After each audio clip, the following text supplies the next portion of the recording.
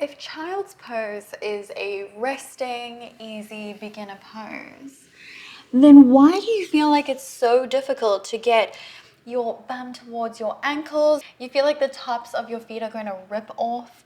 You feel like you just cannot get into this position comfortably. Your back is pulling. It's just a nightmare. So what exactly is the problem? Well, firstly, this position of child's pose right here is the full expression. In other words, the advanced version. So what is the beginner version? Well, you want to bring your knees together, maybe tuck your toes under, and then from here, send your weight back. And you can even do that with your feet slightly apart, almost like you're in a tabletop position, tucking your feet and then sending it back. And this is a really good place to start. But if you are feeling a lot of tension in your feet and your ankles, your back, your knees, all over, then I'm going to give you 5 exercises that's going to get you to this full expression of child's pose with ease, because it really is an incredible position for so many reasons. And I want you to feel the benefits of practicing the full expression of child's pose. So let's go ahead and get into the 5 exercises that you need to get into that position. So we're going to start from the feet and move up. Most often, the feet are very neglected. Who really thinks, oh my gosh, I really need to stretch my feet? Very often it's like, I need to stretch my hamstrings, I need to stretch my hips, but we never really think about the feet when the posterior chain actually starts there and goes all the way up the body. So you may be feeling back tightness that's actually connected to your feet. So how do we stretch out the feet and get mobility in the ankles, toes, and then up the posterior chain? So the first thing that you need to do is come up to sit on your knees like this.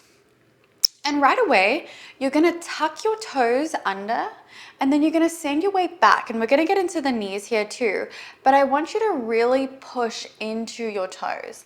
If it feels absolutely impossible, like you cannot stretch your knees that much just yet, see if you can come down to the floor and then push back from here. So it's gonna put a little bit less pressure on your knees. But the aim of the game here is really to push your weight back, and you don't even need to move all the way back for that to happen. You just need to push into your toes.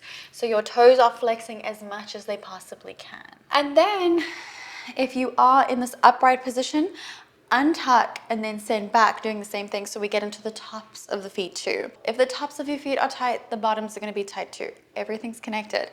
So if you are down here, you can also push back here.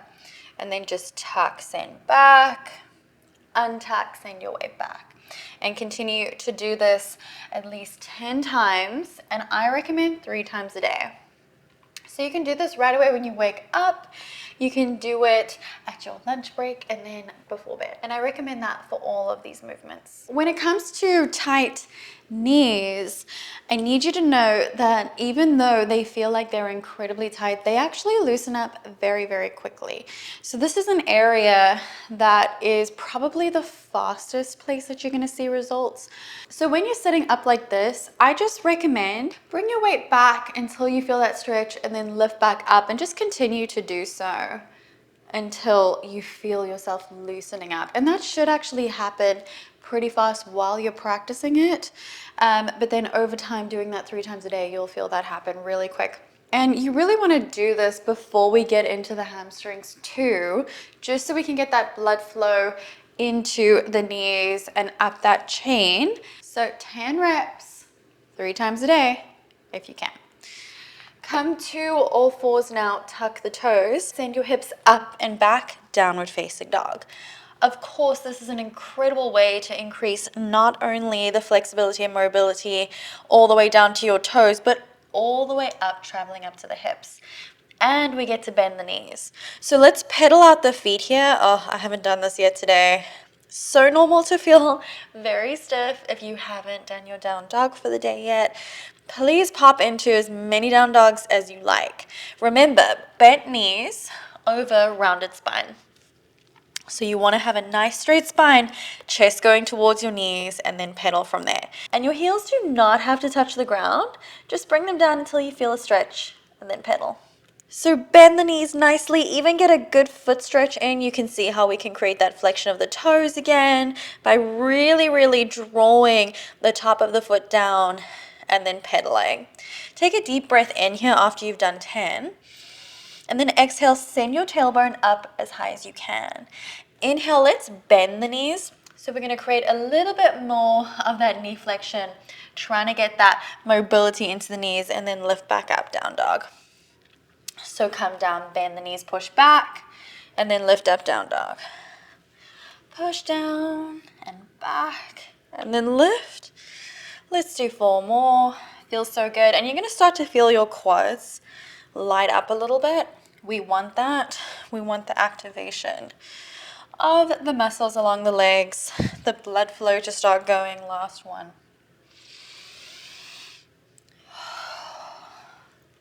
Beautiful job. Let's get into the hips. So you're going to bring your knees down. You're going to bring them out as much as you can. And you're going to externally rotate the feet. So the feet are going to be pointing out that way. You do want your knee on something soft. Mine unfortunately isn't. I'm going to pop mine on my rug there.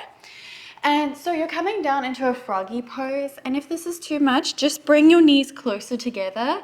But I really do want you to have your ankles in line with your knee.